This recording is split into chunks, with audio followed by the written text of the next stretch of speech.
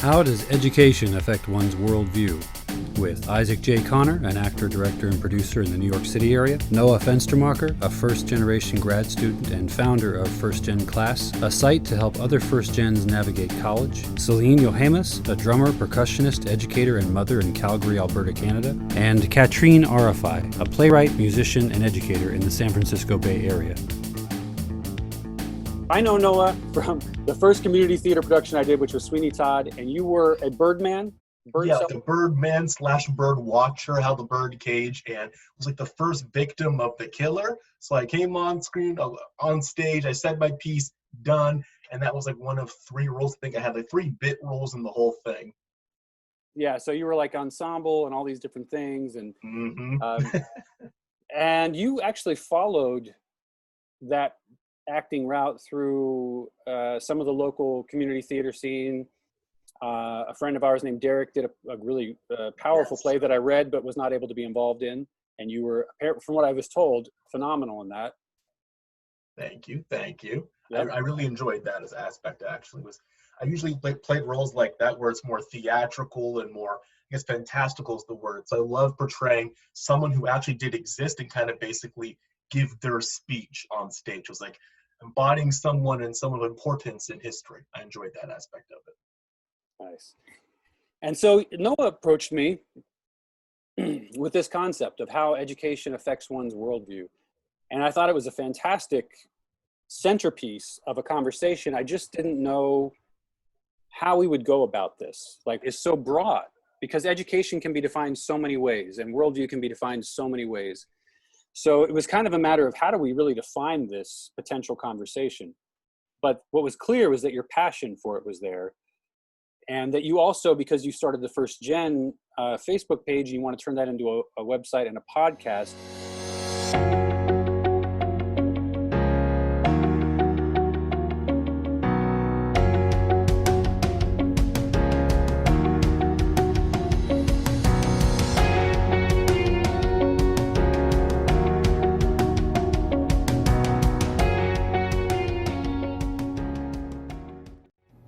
My name is Nathan Kurtz, and I go to the Pennsylvania College of Technology, and I study architecture.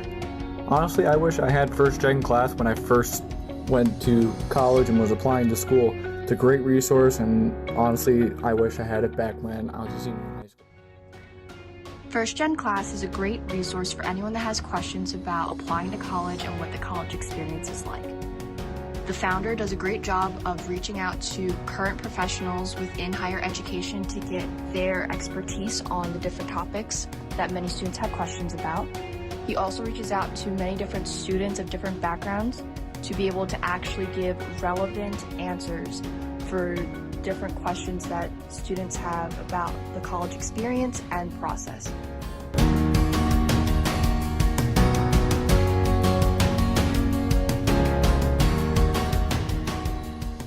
Class is in session. Thanks for tuning in. Glad you're here and hope you enjoy our edutainment, that's educational entertainment, as we walk you through our scholarship opportunities, the admissions process, what to expect from campus life, and so much more. And hey, don't just take it from me. Visit our sites listed here to listen to our other videos and read our other blog posts from admissions counselors, res life directors, and even college presidents. We've compiled all you need to know in one place for your convenience. So whether you're first gen or just looking to be the most prepared college student, we'd love to hear from you. Let us know in the comments below what topics and questions you want covered next, and we'll get right on that. Thanks for checking in, and remember, today's a great day to learn something new.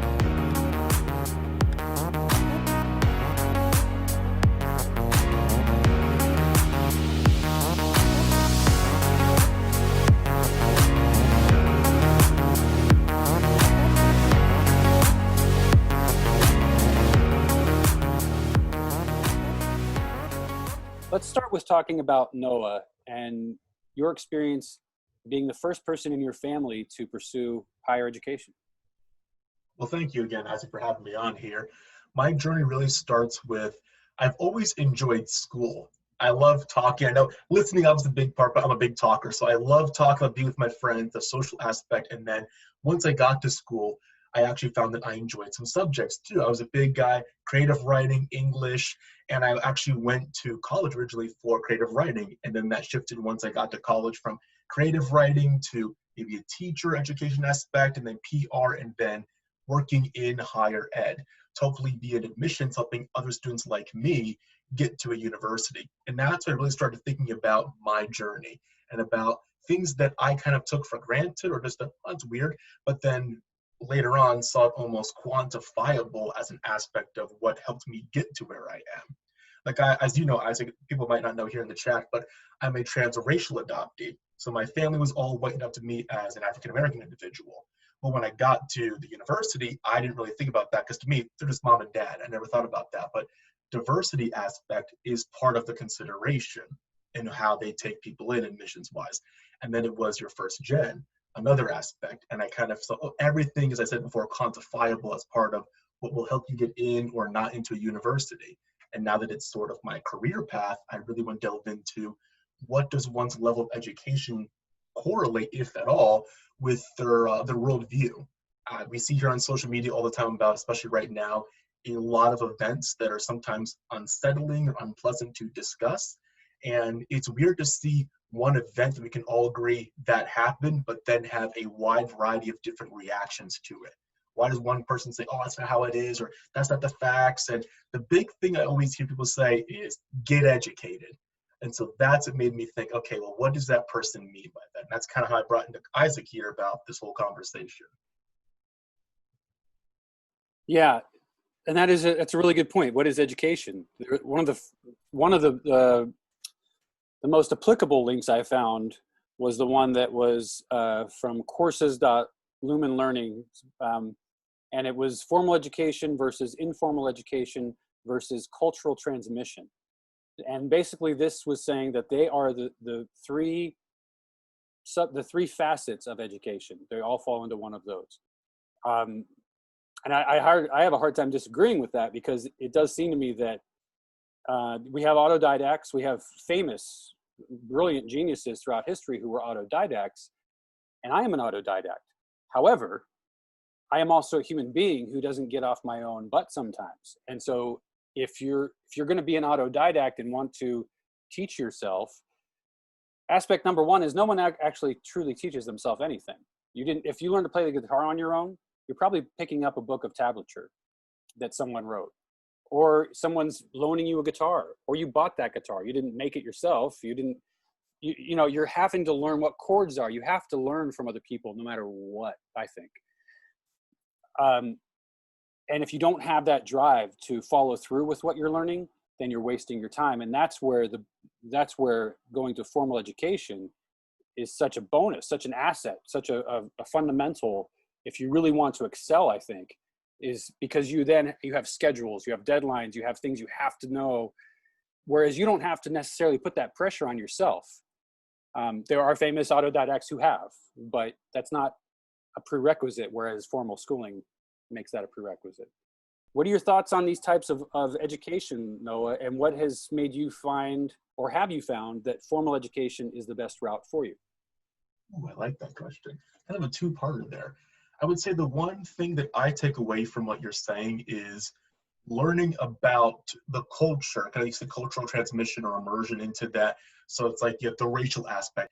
Being an African-American individual in this landscape might be politically charged, it might be completely different. So it's about staying true to yourself, but learning about the world around you. And I think that element does help me into formal higher education. And it does relate to me, at least, because I think about the ones that like all they did at college was study. And it's a good thing to do, but they would study from, say, 9 p.m. till 6 a.m., no break, get up for class the next day, kind of pull all-nighters all the time, because they couldn't break down like separation between their personal life and what they did in formal education. In the same way that I have to drive by Confederate flags to work and to school every day, and separating yourself from what you see out there, what other people might think, and kind of saying that you are doing what you believe. And even if I can try to convince them, or at least have that conversation with them about here's another way to look at it, that's how I put it, that it's not always going to be a conversion or a transference of ideas. It might just be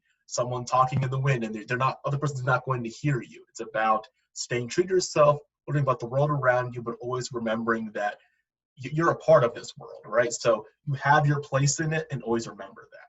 Yeah, there are other people that were supposedly going to join us tonight that are not, and they were other professors, teachers. There were students from other countries that have come here, and now they're struggling with how the United States makes it so difficult for you if you're a human being in the United States. The chances are that your life is a little challenging anyway. But if you're going to be a student coming here, I have friends that are really going through some tough times, and they weren't knowing if they could even stay here because the process of getting green cards, and it was just a nightmare. The visas, it's a nightmare for them. The other people that I invited were homeschoolers. And in preparing for this episode, that was one of the things I had to do some research on as well. In that research, I found that two things that were really interesting to me. One was that homeschooled children, research has shown that homeschooled kids generally have consistently higher scores in schooling than public school students.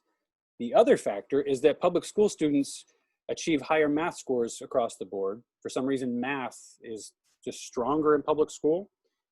And also in public school, there are much more opportunities for social skill development. The other thing that I found out is that 91% of homeschoolers are Christian in this country. So religion has a great deal to do with why someone homeschools, apparently. And the only thing I can help think from that is because of the other part of this conversation tonight, and that is worldview. So if you do feel that your spiritual / religious beliefs are first and foremost in everything in life, and you're going to homeschool your kids so that they follow suit, then that means you're going to indoctrinate them into your way of thinking. Now, Noah, when you first presented the idea of how education affects one's worldview, were you looking at worldview as something that was of a religious nature or no? I didn't specifically look for religious nature, but once it was kind of brought up in conversation, I did look into it. I think I can link in the chat below here, but there was an interesting study, I think it was Forbes, that found that there was a higher percentage that if they attended higher education, that they were not Christian. That those that just went to high school and stopped right there had a lower percentage of being like atheist and more questioning of religion. So it's weird that it's like you're saying that those that homeschooled their kids tended to be Christian, but those who went into higher education tended to maybe not go more into religious aspect. Yeah, and then looking at what a worldview is, the definition that I found was a particular philosophy of life or conception of the world, primarily religious, philosophical, or scientific. Those are the three main categories. The difference between a worldview and an ideology is that an ideology is what is believed to be right. A worldview is what is believed to be true. So that's very subtle. Worldview is a lens through which self and reality are interpreted, including beliefs about what can be known and done. Why a worldview is important, and this is from a phc.edu website, it helps you understand different viewpoints, helps you to defend what you believe, and answering important questions for yourself. But because we have educators with us, I really wanted to get their perspective. So like Katrine, as someone who does teach, what are your thoughts on how education affects your students' worldview, but also how it affects your worldview? I want to share two of my life experiences. One is a person who's very important to me, and we go to watch a movie together, and we come out, and I feel like he is unhappy or gives me a feeling like maybe I said something wrong or I did something, and I ask, what is going on? And he says, didn't you notice those two gay people in front of us being affectionate in public? And that bothered him. Okay, so this is someone with a PhD from UC Berkeley who is an inventor and travels all over the world. He works in China, in Germany, in Russia, you name it, in Arab countries, in Israel. So, did education help him? Did even life experience help him? Another example is I had this really sweet boy, 5-year-old student from a family of 2 moms. He has 2 mothers. So I'm working with him. He's very young, and he's, he looks at me, and after a couple of months of teaching him, he says, "So are you a boy or a girl?" And that blew my mind. I thought, that is being open-minded. You look at me and you don't assume that I'm a girl or I'm a boy. You ask me, are you a boy or a girl? So does he have education? Did he just, I don't know what causes that a 5-year-old can look at the world that way, and a PhD who have seen the whole entire earth can be so narrow-minded. So I think what I'm drawing out of these 2 examples is that I don't think education can give people what is needed. Something else has to happen for a worldview to change. How has that professor's life of being educated, and then most of his life he's been educating, how has that affected his worldview? Has it affected it at all? Is that what you're saying? Well, I don't know if it affects. I feel like it's some people are just like a stone. No matter how educated they become, how well-traveled they become, they just stay in their own box and they cannot get out of it. And I think there's probably more informed arguments to be made to agree with that than what I can provide. But I do know that more of the right-wing conservative base of the United States would probably argue that there's too much of a left-wing liberal agenda in universities. My thoughts on that are that any insular, community of people, and in the United States, that's most of the country, that is not exposed to the world around them, or even the country around them, or the state around them, they're allowed to, their circumstances and their unwillingness to travel outside of that only reinforce the stereotypes that they're forming already. It is perplexing, though. Education is so, like you said, so broad. So it's not just where you are, what you're learning, but where you are learning from. So whether that's from your family, or for those who have faith, if that's from your church, or if it's from your idea of patriotism and your country, if it's nationalism. So all of these different things have different layers of your worldview. And obviously what's coming to the forefront is whether or not you are in a place of privilege, or if you're somebody that is less privileged, and how that plays into your point of view. So being yourself, and being that we are human beings who have a tendency to be more selfish in general, like that we see our point of view and think that others are going to have a similar or same experience, when this is not necessarily the case. That really changes not just the mind but the heart, and I think that that's really to the core of what human beings are. We need that from other cultures. Maybe you just answered it, but what about that professor, a friend of Katrine's, who he's brilliant, clearly he's got a wealth of experience, has traveled, but do you think maybe that's a generational thing, or is it a gender thing? What makes someone just say, you know what, I'm seeing all this stuff, but I am not letting you affect me? Is that what that person is doing on their travels? Could see it's the lens you're using, right? It's a different lens. What lens are you using when you travel? What makes someone get there and someone doesn't get there? I really don't know. That's a very good question. But I have a hard time believing that any kind of education can.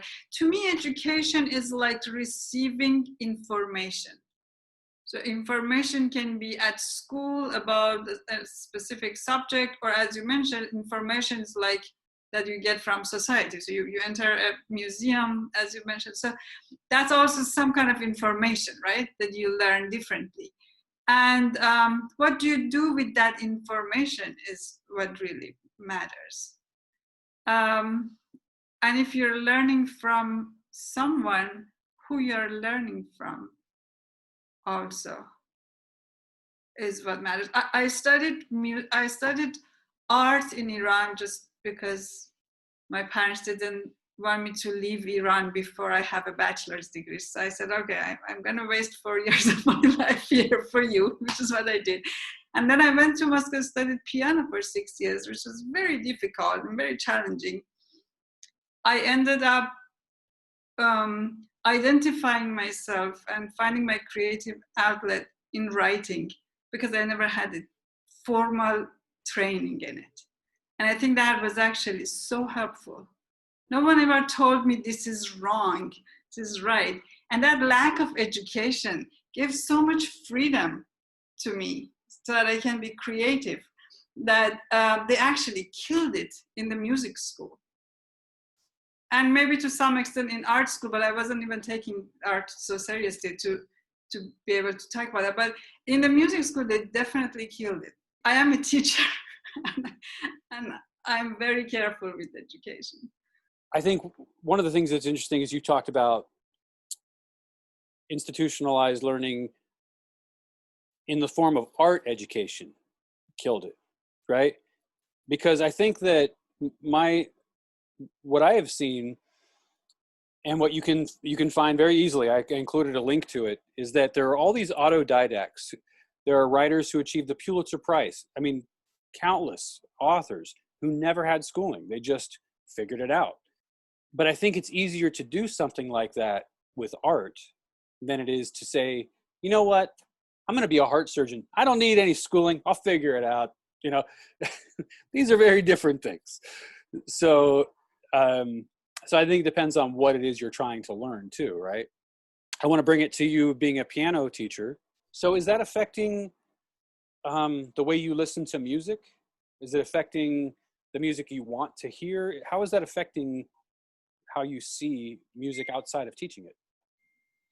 Yes, that's a very good question. The sad answer is ever since I started the school, which was about 18 years ago, because it used to be my passion, but then it became my job.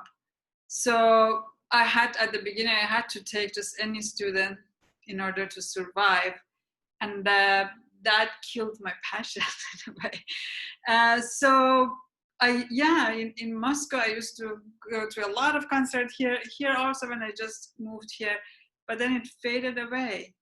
So I hardly, unless I'm in New York and I go to Carnegie Hall, I hardly ever go to listen to classical music. And I stopped practicing seriously for more than a decade. So I don't know if that answered your question or where we're going with this.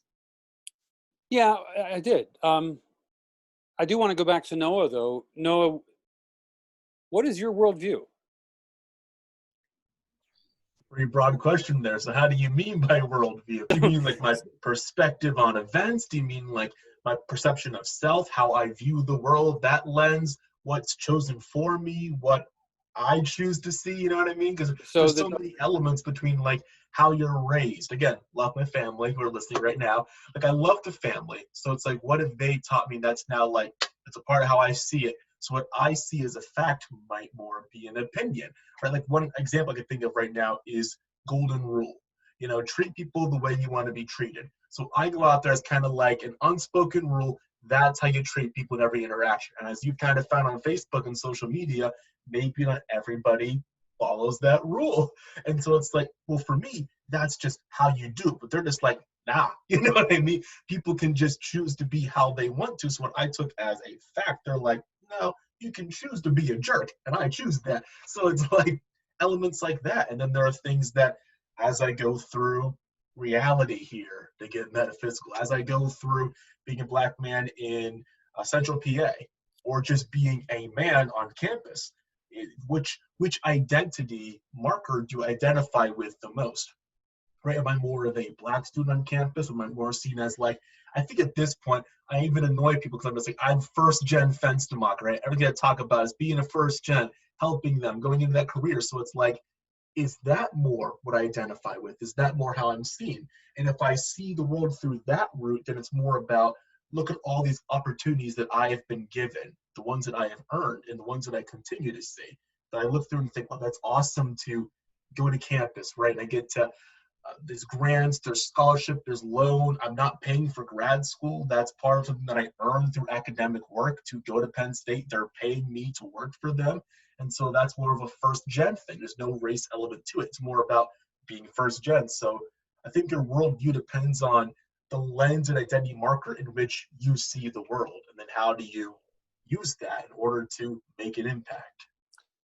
Okay, so looking at the definition, a particular philosophy of life or conception of the world, primarily religious, philosophical, scientific. So looking at how you, I mean, honestly, let's sink into like a more depth in you in this. All right. Are you a religious person? You would say that, yes. Okay. Are you a philosophical person? Yes. Yes. You and I are both metaphysical, so I know that that's a yes. Would you say that you look at the world scientifically? Somewhat, yes. Yeah, that's a little interesting because I think I look at the world sociologically, which I think, I don't know, I think that falls more into philosophical than scientific, but it could kind of be both. I'm wondering what they mean by scientific. So I'm like, okay, all right. Yeah. Well, I mean, you know, we certainly all accept that like gravity is a real science we obey, and that's a part of our how we see the world for sure. Yeah. So that's there. So you are religious, you are philosophical, you are scientific. So how has education affected your religious view? How has education affected my religious view? That's an interesting question.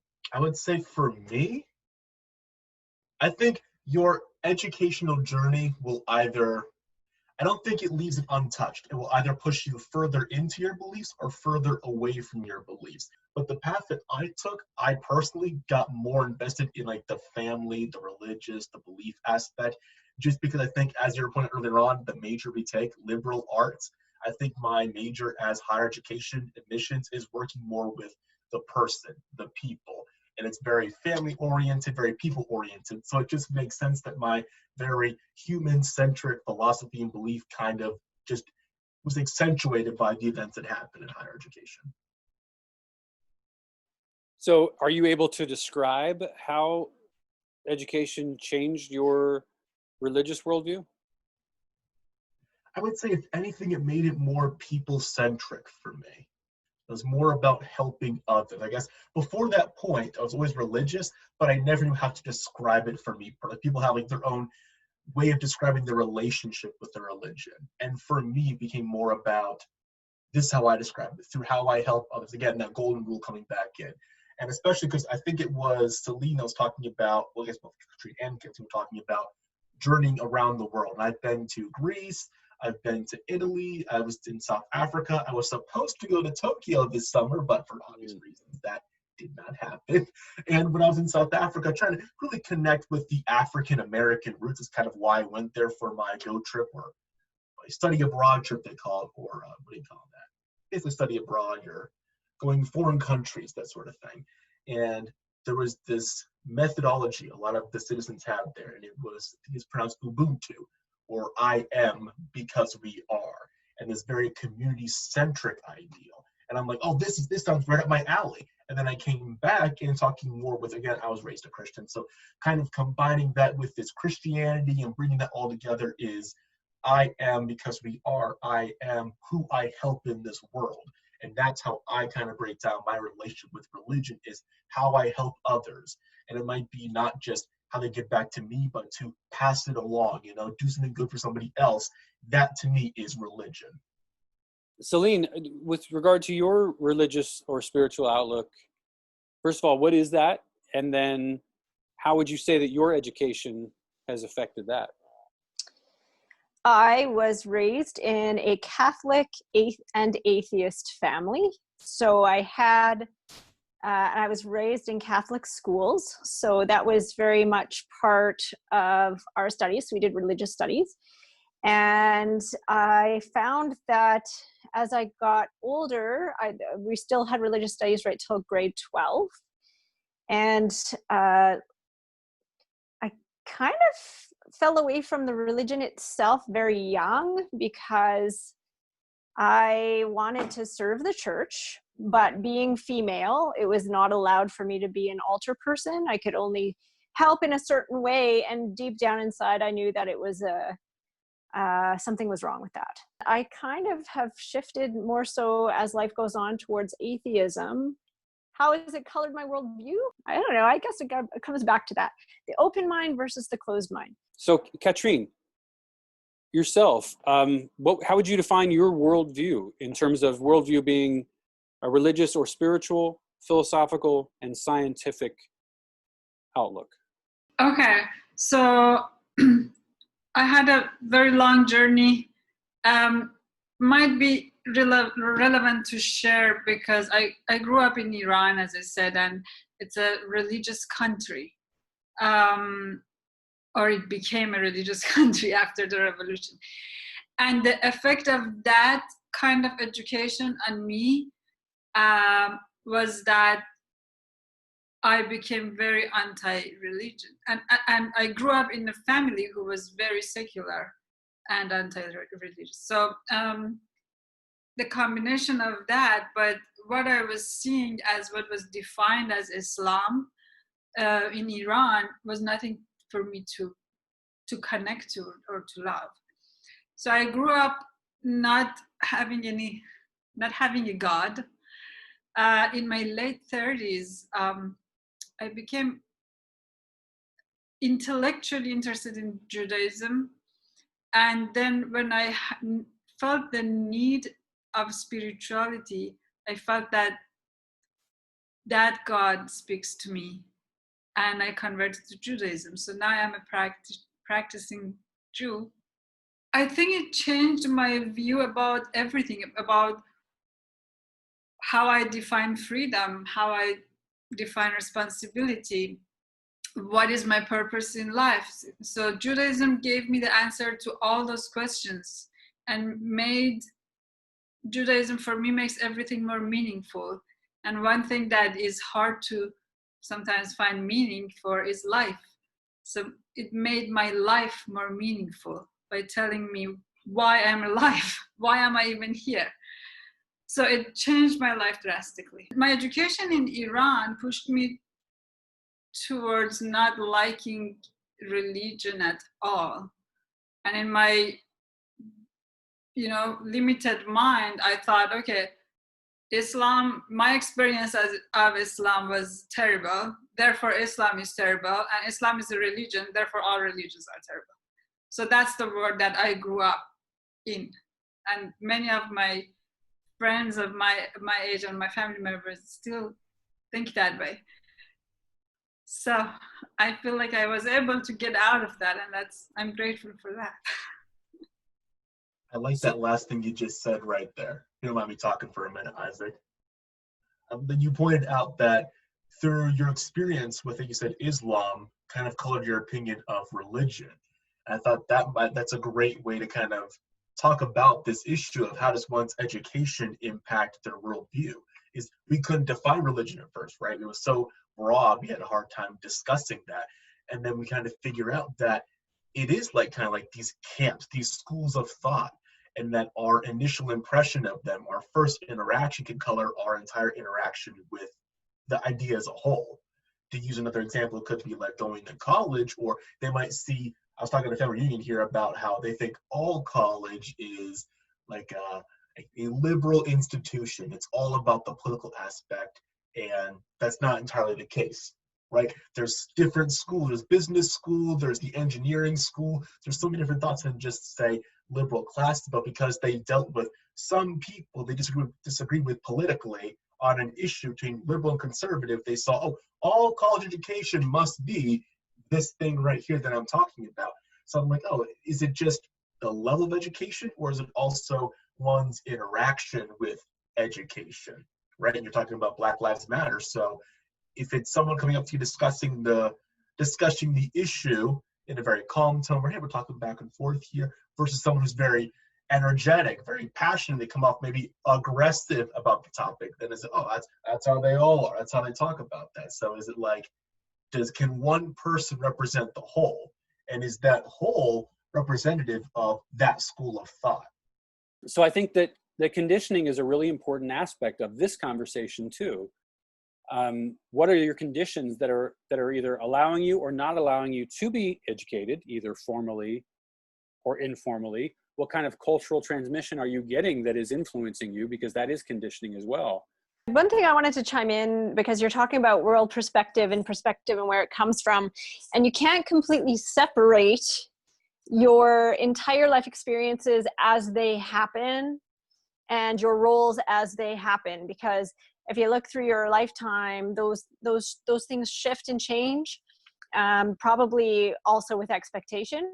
But I have to say that I was a feminist before I became a mom, and I became even more entrenched into feminism when I became the mother of a daughter. Do you think that the nature of the extreme side of Islam in Iran affected your view of that religion? Definitely. I just very recently was able to be healed, because it takes a lot of healing when you grow up in such a unfortunately brutal culture. And I associated all that brutality with Islam. So to me, it was one.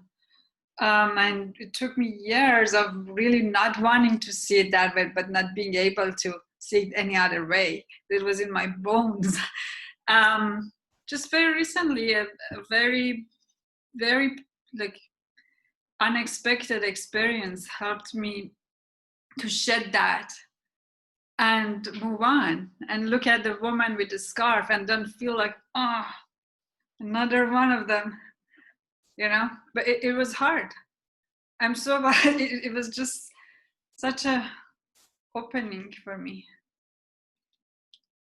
And then I would wonder also with Noah and your, I mean, you have multiple different worldviews simply by being you, and where you were raised and where you came into this world, and all of these things shifted that. And so how about yourself with feeling that you're such a positive human being? I can tell you're smiling all the time. So I'm just, I'm also curious as to, you know, how growing up as a Black man in Pennsylvania, has that shifted your worldview? Has that pushed you more so into the university, college sort of educational first gen thing? Is that what's really driven you to that point of view? I like that. I like that a lot. One of the big things I think from my identity, again, you said being a Black man, being adopted into this area, to be very short about it, is I was exposed to what some would call aggressive opposition from the onset. When I got to campus, again, a small private liberal arts institution, there were students of color who maybe never drove by a Confederate flag before. And so to them, that was like, this is huge, this is bad. And others would be like, they heard the N-word out of a white man's mouth for the first time, hard R. And they're like, this is huge, right? And then they go to campus and there'd be microaggressions where they're like, how do you survive this? And to them, everything was like a pinprick, right? It was just getting stabbed at it over and over and over again. And it's not that as you know, I'm a positive person. I'm not that I'm like have a hard shell or anything, but it's like, because I grew up with that and I've dealt with that, what it takes for me to be offended or feel a more extreme reaction is going to be a lot more, because I grew up right next to this sort of thing. I drove by the Confederate flag. I would have to correct people, especially like not my friend group. My friend group, thank God, they were great folks. I love my high school friends. But going to school, they drive trucks with the Confederate flag on the back, dropping the hard R, and they would see nothing wrong with that. Right? It was never to me, I'll say that much. It was never to me specifically, but it'd be around me and stuff like that, little incidents that would happen. So it'd be more about how I would have to devise a way to be a part of this community and correct people without being like, oh, there's that guy again. You know what I mean? Because I could just go out there and be like, that's totally wrong. But if I did that every single time, I would be that guy. And so I think that sort of prepared me to go into university where a lot of it is defend your belief, defend your thesis, defend this and that. And I'm like, okay, I've been doing this for years. So I think it's about how our worldview is, how we are shaped by our worldview. Because I went into college with that worldview, it changed how some people saw me, for better or worse. Some said, okay, this guy's very mature, he's got a pretty unbiased outlook, but some would also be like, this is very racist. Why aren't you freaking out about this? Why aren't you as upset as I am about that happening? And I'm like, I totally get where you're coming from. I'm also upset, but it's, to me, not going to get that big reaction just because if I did every time, I would be a very unhappy person. Right. You're like, y'all are soft. that's the problem. Welcome to the world. It's just different perspectives, different levels of tolerance. That's what I'll say. Different levels of tolerance. That's what I'll say. Yeah. It's, and one of the things that this makes me think of is with education is the current cancel culture that's part of being a college student, because it has swept, it seems to me that it swept the schools. That is kind of combining the two worlds of our conversation a little bit. It's allowing your worldview to affect your education and allowing your education to become a worldview in some ways. Yeah. I mean, are you experiencing that? Yeah, I think the biggest aspect of that is, I think in generations past, it was, oh, maybe they had a liberal or left-leaning slant with colleges, and they take what they learn and go into the world with that point of view, right? But because of social media, it's like it brought the fight right to the college campuses, because now people online can just interact with one another. So the cancel culture can be immediate. We can all say, oh, out of this person, if we all agree to that, we've canceled you. But by the same token, they can say, we don't like that university because of what you guys just did. And it's all right there online, very immediate in that regard. You had a video you shared from your First Gen Facebook page.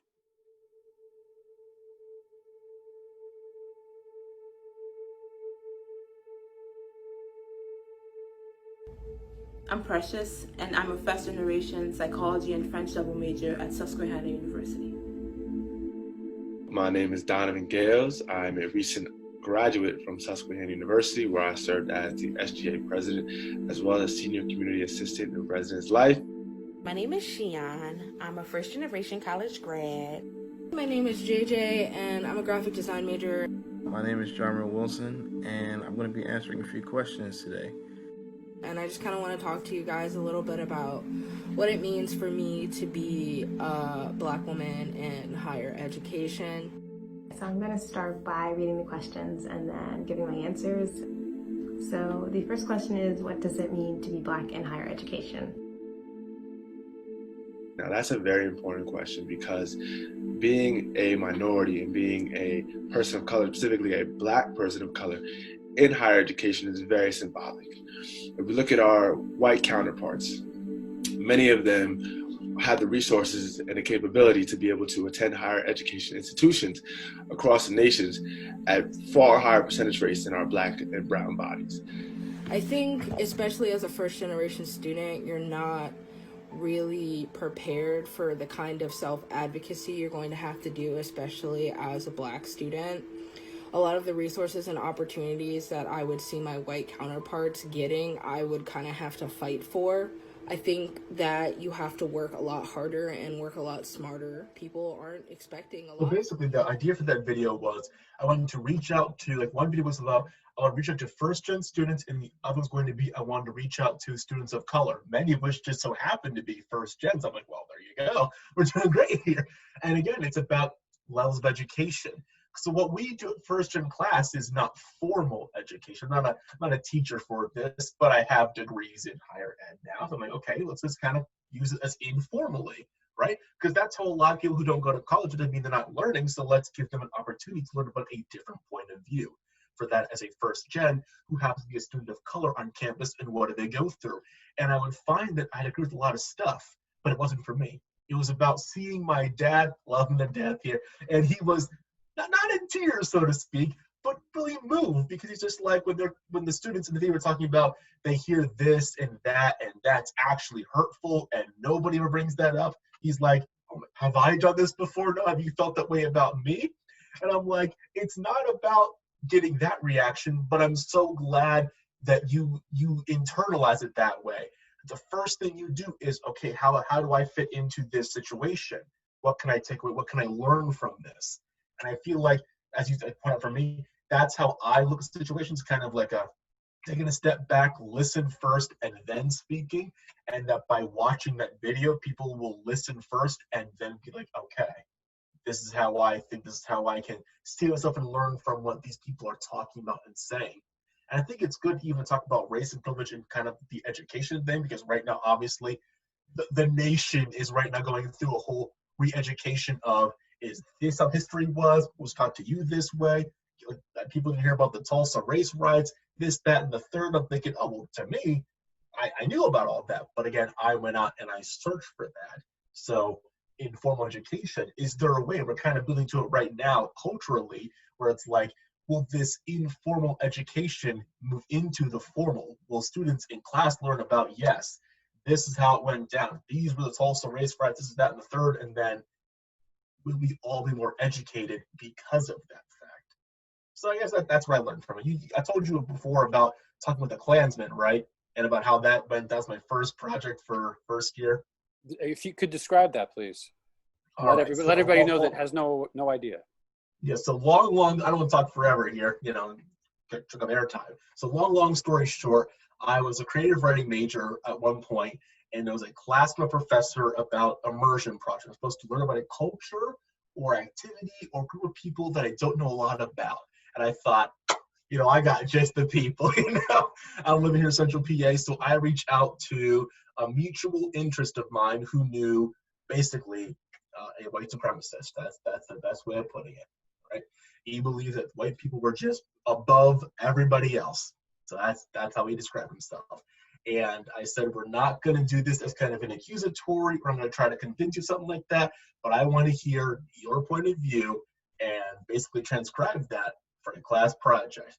And he agreed to it. We'll call him Person A. So Person A agreed to this because he felt that the media put him in a bad light. The media would paint him as a villain. He's not a villain, he said. He wanted to sit down and talk through it, and that's what we did. We met in a little basement restaurant somewhere. We had a mediator, which was basically there to ensure, everybody stayed alive, And so I sat down with Person A. I had the mutual interest right there, and I think the greatest part of the experience for me was getting to sit across from someone and they were nervous. And I liked that element, that it impacted them as much as it did me in that regard. They weren't sitting there all smug. They weren't confident. It was definitely a very, how is this going to go sort of thing. And I believe we learned a lot about each other.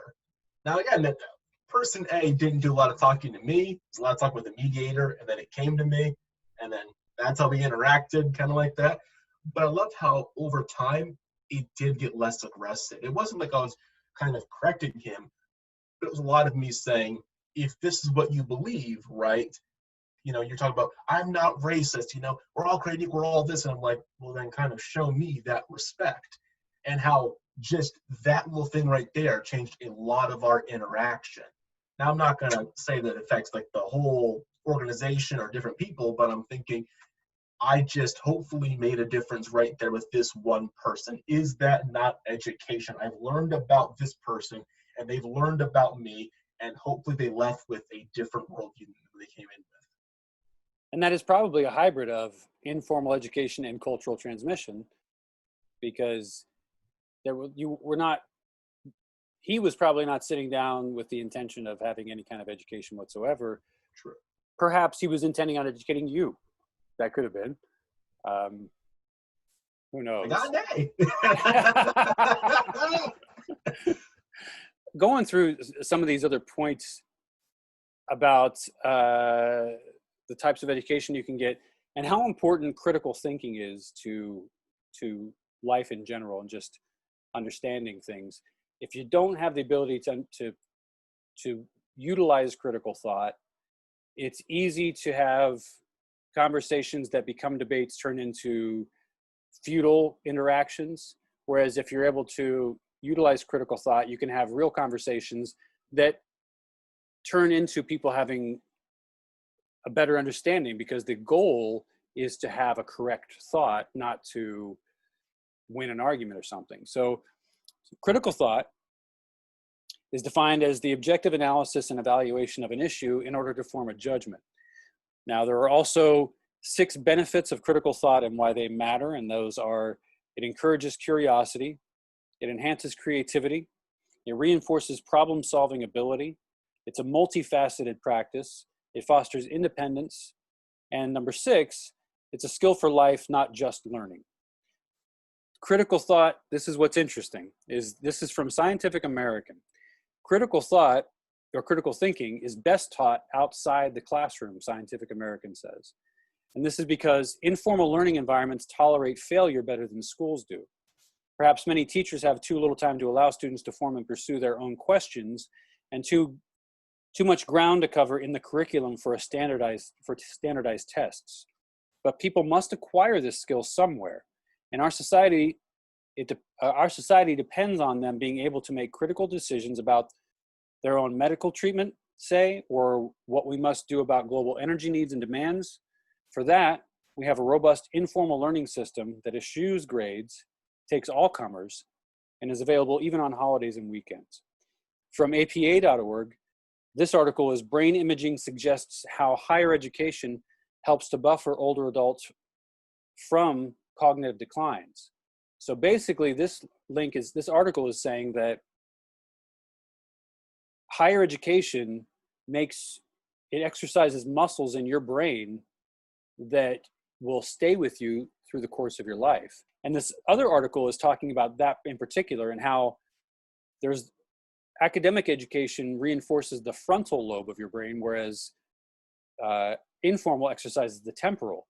And the frontal lobe is important for cognitive function and control of voluntary movement or activity, whereas the temporal processes memories, integrating them into sensations of taste, sound, sight, and touch. So I think that because of my life experience and that informal learning, it actually conditioned me to become an actor, because you need to be able to inhabit a body, inhabit a personality, inhabit someone else's taste, sound, sight, touch, kinesthetic experiences. I wonder what your perspectives are on someone like me who has done more of the informal, temporal exercise of the brain, more critical thinking, more autodidact. Do you feel that I'm at a deficit in that way, or would you say that there are deficits on both sides? I think it's on both sides. It's a good way to put it. Yeah. Why? Those who self-study and get to the results that way instead of formal study, they always make me, looking at them, it's really awe-inspiring.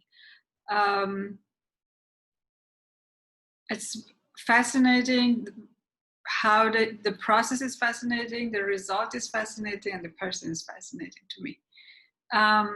Whether formal education, unless it's a really good situation, which is very rare, it's very mechanical.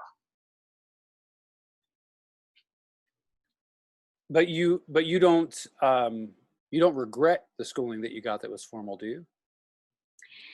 I can't tell I regret it. That's right. Maybe in music, I was not so talented to be able to get there without that education. In writing, maybe I'm more, I have more things to do with words than with music. But for those who have that talent in music, maybe they didn't need the education that I went through. Yeah, there's another aspect that I included in that email in the quasi-syllabus, and that was whether people go to school based on passionate dedication. This is something they desperately want to know more about. They have a thirst for it, or if it's obligatory participation, which I think is the case for, at least in this country, there's quite a bit of that. We, more than any other country, have put students into debt for education. So the grand majority of our discretionary federal budget, where we choose to take our fiscal our fiscal energy, we have decided the most important thing is killing, is murder, is war machine gets the majority of the money, no matter what. That's the most important thing we can do with our money.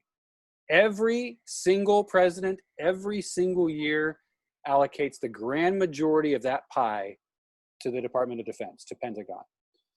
So that's money that doesn't get to go to education or to infrastructure or to making sure that we have a system in this country that is not systemically racist. That money could be going into communities and actually really affecting people's lives in this country, and instead it goes elsewhere. So we choose to say to students, you need to have an education, because if you don't, you're not going to have a good outlook, good prospects for employment. If you do get an education, you're going to be in debt for the rest of your life, and good luck if you ever pay it off. In other countries where it's just a taxed, it's just part of the system, that you're going to go to school if you want to. It's being paid for, so take it if you'd like. In Germany, there's a school where anybody in the world can go for free, but the list is so long because there's so many people that want to be a part of that. So if you're paying, the education you're getting and how it affects your worldview is so affected by where you live. Noah, with your experience in education, since you're still in it, I know you're passionate about what you're going to school for, because I've known you long enough to watch you go through all these levels. But how do you feel that part, that the pay or not be educated system that we have, how do you feel like that's affecting your outlook moving forward? Ooh, how does it affect my outlook moving forward? I would say that I would work in an environment as an admissions rep is, I guess, put simply, I help families understand that colleges are more affordable than they might originally think. One big thing we talk about is sticker price versus net price of a university. My dad is a stickler, the penny pincher guy. He's the guy that's just like, he walks up and, like, if you Google Susquehanna University, and he's like, well, I don't want to pay that amount. And that's the sticker price, what you think you need to pay. But then we get into the admissions representative's office and they explain, well, you're going to get, I got what's called the Deed Scholarship. So it cut off half of my tuition for all 4 years, right? That helped out. Take federal loans. That takes a big chunk out. I got by my senior year of 4 years, I was working 6 different jobs weekly. That took a big chunk out of what I paid for a bachelor's. Now I'm going for a graduate. Is that more debt? No, because I'm now a graduate assistant. I have a hard time saying that, graduate assistantship program, and that means I'm not paying tuition, and they're paying me to work there. So there's several ways you can help pay for your education. I think it's much harder in America, and I would want to work one day to make that process easier and more clear to understand for folks, instead of just, well, I guess I got to pay all of that, take a big loan out, and then, yes, you're stuck with that loan. But then that leads into a conversation on financial literacy and understanding how to give back. Because you point out, I think you said earlier about, a computer program and all this and that. So, like, there's kind of 2 camps of thought, right? There's like the higher earning degree, where it's like you want to be an engineer or a doctor, right? And you'll make enough money to pay that back, right? And then for like my degree, where I'm thinking I'm going into a public service, which might not just typically make as much money, but there are different ways to pay it back. loan forgiveness being a big one. So I'm looking at a kind of formula, because I like to plan ahead in that regard, where it's like, okay, if I get a job like this, public service, public domain, public school service, in about 10 years study, get loan forgiveness. So the program of which I might pay back those loans might be, I pay a lot less right now, but if I didn't get that loan forgiveness, I would be paying it off the rest of my life, right? Because interest will gain. It's like they add a little bit to the pot each time, so you need to plan ahead to how you pay that off. So in terms of going for education, if you know all that ahead of time, all that I just said, make sure you're passionate about what you do. That way you love the job you're going to. You love what you're doing, and it's not going to impact your drive once it does get difficult, which at some point it will. Katrine, it's nice to have you involved in this, and I hope we get you involved in more Collective Perspective episodes in the future. And Noah, thank you for presenting this topic and being a co-host and being such a great addition. So on that, I thank you so much. I give you my peace, my love, and my respect, and I hope to see you all again soon. Yes. Thank you again for having me, and nice to meet you too.